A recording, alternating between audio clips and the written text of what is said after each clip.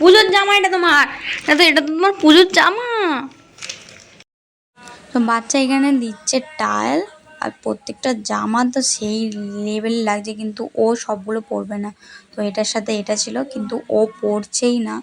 তো ওই জন্য আমরা সবাই মিলে এখন ওকে পড়ানো। আমাদের বাচ্চা চুল কেটেছে, চুল কেটেছে, দেখাও চুল কেটেছে, দেখো ঘুরো, মাথা একটু ঘুরিয়ে ঘুরিয়ে দেখো, ঘুরিয়ে ঘুরিয়ে দেখো। বাচ্চা চুল কেটেছে, বাচ্চা চুল টুল কাটা গেছে। আমি এখন দোকানে আছি, দোকান থেকে এখনো বাড়ি যাইনি। আমার এখনো কেনাকাটা বাকি আছে, আজকে যাবো ওই পারে। এই দেখো আমার ভয়েসটাই মানে ক্যাচ করে, তোর ভয়েসটাই ক্যাচ করছে। আজকে পড়তে যাইনি, ওর নাকি আজকে সেলেনের সময় শরীর খারাপ হয়নি।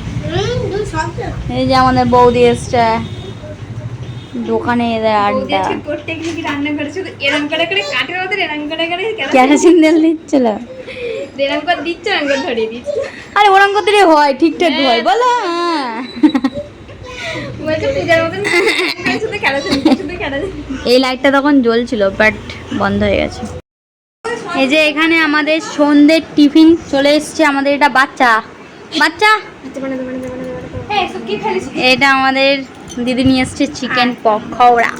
ও আই যে তুই আসবি না, মার থেকে খাচ্ছিলিস। তো আমরা এখন এখানে টিফিন করছি। তো 8টা বাজে, 8টার সময় আমাদের এখন টিফিন হচ্ছে। আর দিদি নিয়ে এসছে, আরে বস না, এখানে হচ্ছে দিদি চুল স্ট্রেট হয়ে যাবে। আর আমি আর বাচ্চা, এটা আমার বাচ্চা, আমার বাচ্চা। তো আজ এটা হচ্ছে আমাদের রাত্রের ডিনার, নান আর চিকেন কষা।